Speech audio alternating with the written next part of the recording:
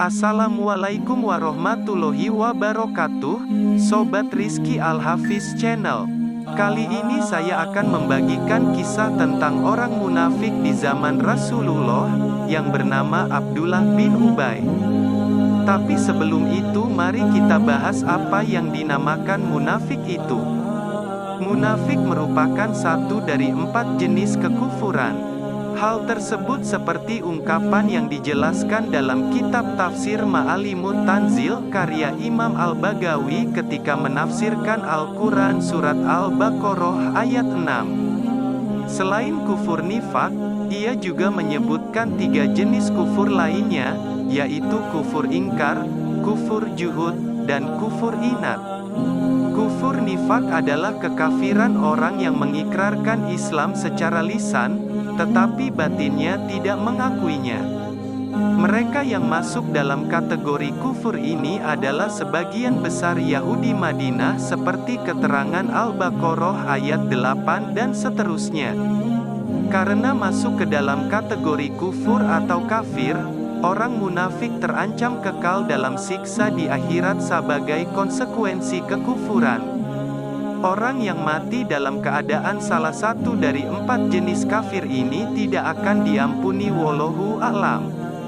Sedangkan pada periode Makkah, tidak ada orang munafik.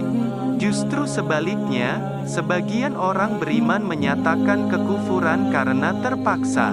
Meski demikian, mereka beriman di dalam batin. Menurut Ibnu Katsir, orang munafik adalah kelompok yang terombang-ambing dan memiliki sikap mendua atas konflik kubu orang beriman Madinah dan kubu orang kafir Makkah karena cinta mereka pada dunia dan kekufuran terhadap akhirat. Mereka menanti dalam kekhawatiran atas nasib mereka mana kubu yang akhirnya menang dalam konflik tersebut. Ketika Rasulullah hijrah ke Madinah, di sana terdapat kelompok Ansor yang terdiri atas suku Aus dan Khazraj yang di masa jahiliyahnya juga menyembah berhala sebagaimana musyrikin Makkah, dan Yahudi ahli kitab yang mengikuti jalan salaf pemuka agama mereka yang terdiri atas 3 kabilah, yaitu Bani Qainuqa, Bani Nadir, dan Bani Quraizah. Dari sinilah sejarah kemunafikan bermula. Abdullah bin Ubay adalah orang munafik di zaman Rasulullah. Dulu, di zaman Rasulullah, ada seorang yang dikenal sebagai gembong kaum munafik. Ia adalah Abdullah bin Ubay bin Salul yang memiliki ambisi untuk menguasai Madinah. Namun ketika Rasulullah datang, ia merasa tersiingi, sehingga ia menjadi begitu dengki dan membenci Nabi Muhammad. Rasulullah dianggap sebagai penghalang baginya untuk menjadi penguasa Madinah. Apa yang telah ia usahakan selama ini seolah sia-sia dan kalah bersinar dibanding Rasulullah. Ia merupakan salah satu tokoh yang berhasil meredam ketegangan kabilah Aus dan Khazraj.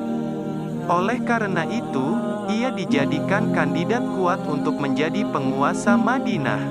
Rasulullah datang ke Madinah, pengaruh Abdullah bin Ubay bin Salul pun pudar. Sebelumnya, ketika Nabi belum menginjakkan kakinya di Madinah, berita tentang beliau pun sudah menyebar di seluruh penjuru Madinah. Walhasil, ketika baginda Nabi benar-benar telah datang ke Madinah, seluruh masyarakat pun menyambutnya dengan begitu sukacita dan berbondong-bondong masuk Islam. Nabi Muhammadlah yang dipilih menjadi pemimpin Madinah. Hal ini menjadikan Abdullah bin Ubay pun dengki dan benci kepada Nabi Muhammad. Namun Abdullah bin Ubay punya suatu rencana.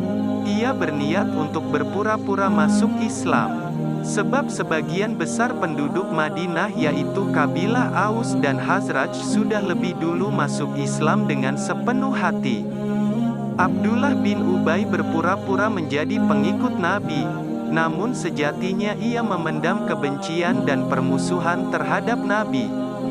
Betapa berbahayanya hal ini, jika musuh, jelas terlihat sebagai musuh. Namun ketika ada seorang munafik seperti ini, ia bagaikan musuh dalam selimut. Dalam buku dijelaskan bahwa Abdullah bin Ubay memusuhi Nabi Muhammad dengan cara-cara halus dan konspiratif. Dia kerap kali menghasut, memfitnah, dan mengadu domba antara satu sahabat dengan yang lainnya, bahkan dengan Nabi Muhammad sendiri. Bahkan dulu pernah suatu ketika Abdullah bin Ubay menghasut 300 pasukan dalam perang Uhud untuk mundur dengan berbagai propaganda dan fitnahnya. Tidak hanya itu, ia juga pernah memerintahkan budaknya untuk melacurkan dirinya, dan masih banyak lagi. Lain halnya dengan anak-anak Abdullah bin Ubay. Mereka justru menjadi pengikut setia Nabi. Sahabat Nabi yang bernama Hubab atau Abdullah merupakan salah satu anak Abdullah bin Ubay yang menonjol. Ia turut serta dalam berbagai medan perang, seperti dalam perang Badar, Uhud dan sebagainya. Mengetahui kemunafikan ayahandanya, Hubab atau Abdullah kemudian meminta izin Rasulullah untuk memenggal kepada bapaknya. Mendengar permintaan tersebut, jelas Rasulullah pun melarangnya dan kemudian memerintahkan Hubab untuk selalu berbuat baik kepada bapaknya tersebut. Kalau engkau tidak bermaksud membunuhnya, maka perintahkanlah aku yang melakukannya, nanti kuantar kepalanya kepadamu, kata Hubab atau Abdullah. Tidak, kita akan tetap bergaul baik dengannya selama dia masih hidup bersama kita, jawab Nabi Muhammad. Dalam buku membaca sirah Nabi Muhammad dalam sorotan Al-Quran dan hadis-hadis sahih karya Muhammad Quraisy Shihab juga diceritakan tentang propaganda dan api kebencian yang disebarkan oleh Abdullah bin Ubay terhadap kaum muhajir di hadapan kelompoknya. Demi Allah, kita dengan mereka tidak lain kecuali seperti ungkapan, engkau menggemukkan anjingmu, lalu dia menerkammu. Demi Allah, kalau kita kembali ke Madinah, pastilah orang-orang mulia akan mengusir orang-orang hina, kata Abdullah bin Ubay bin Salul kepada kelompoknya. Ia menghasut dan mengatakan bahwa kaum muhajirin telah membenci penduduk Madinah dan banyak dari mereka yang bermukim di kota Madinah. Jika hasutan tersebut dipercaya mentah-mentah oleh penduduk Madinah, tentu perang antar suku atau kabilah pun tak terhindarkan. Betapa bahayanya propaganda yang dibuat oleh kaum munafik tersebut. Perkataan Abdullah bin Ubay itu didengar Zaid bin Arqam. Zaid kemudian menyampaikan informasi itu kepada pamannya, dan pamannya melanjutkannya kepada Nabi Muhammad. Mendengar hal itu, Sayyidina Umar bin Khattab yang saat itu bersama Nabi Muhammad meminta izin agar diperbolehkan membunuh Abdullah bin Ubay. Nabi menolak permintaan Sayyidina Umar tersebut. Bagaimana kalau orang berkata, Muhammad membunuh sahabatnya? Tidak, kata Nabi Muhammad menjawab permintaan Sayyidina Umar. Abdullah bin Ubay kemudian datang menghadap Nabi Muhammad, setelah mendengar bahwa Nabi mengetahui ucapannya itu. Ia mengelak telah mengucapkan hal demikian. Di hadapan Nabi, Abdullah bin Ubay bahkan bersumpah bahwa dirinya tidak pernah mengucapkan hal itu. Ia berdalih, Zaidlah yang salah dengar ucapannya.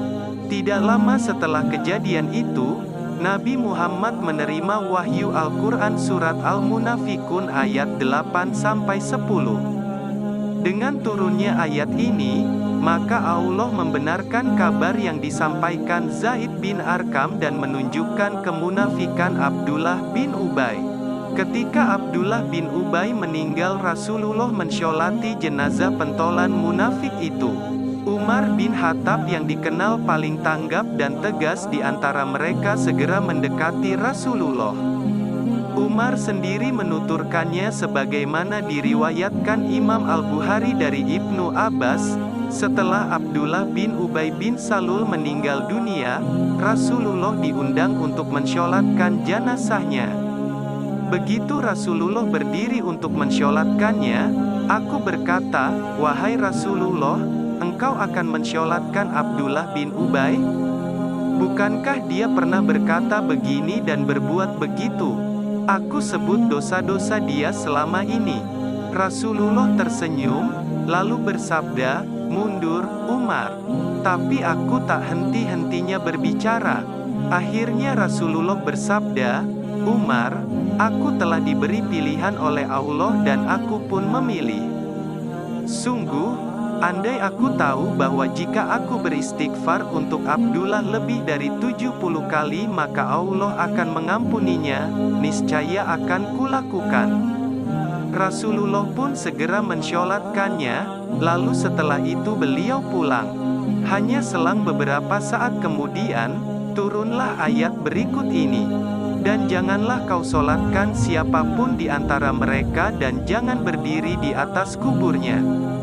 Mereka telah ingkar kepada Allah dan Rasul-Nya dan mati dalam keadaan fasik." At-Taubah, ayat 84. Kemudian, mengakhiri penuturannya, Umar berkata, "Aku sendiri heran kok begitu beraninya aku pada Rasulullah saat itu." Dalam riwayat Imam Muslim, Ibnu Umar menuturkan bahwa begitu Abdullah bin Ubay meninggal, putranya yang juga bernama Abdullah, sowan kepada Rasulullah untuk memohon baju beliau untuk dikafankan kepada mendiang ayahnya. Rasulullah pun mengabulkannya, kemudian dia mohon agar Rasulullah berkenan mensholatkan jenazahnya dan beliau pun mengabulkannya. Begitu Rasulullah berdiri untuk mensholatkannya, Umar mendekat lalu sambil menarik-narik baju beliau.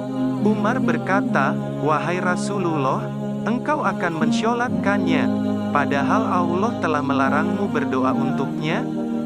Beliau menjawab, "Wahai Umar, Allah tak lebih hanya memberiku pilihan dengan firman-Nya, jika engkau beristighfar untuk mereka 70 kali, Allah tetap tak akan mengampuni mereka." Surat At-Taubah ayat 80. Lalu Rasulullah bersabda, "Aku akan beristighfar untuknya lebih dari 70 kali." Berdasarkan cerita di atas, sangat besar kasih sayang Rasulullah kepada semua orang, bahkan termasuk mereka yang jelas-jelas bersikap ambivalen terhadap Islam dengan penegasan Allah sendiri. Demikianlah yang bisa saya bagikan, mudah-mudahan bisa menjadi pelajaran bagi kita semua, amin. Dan mohon maaf yang sebesar-besarnya. Wassalamualaikum warahmatullahi wabarakatuh.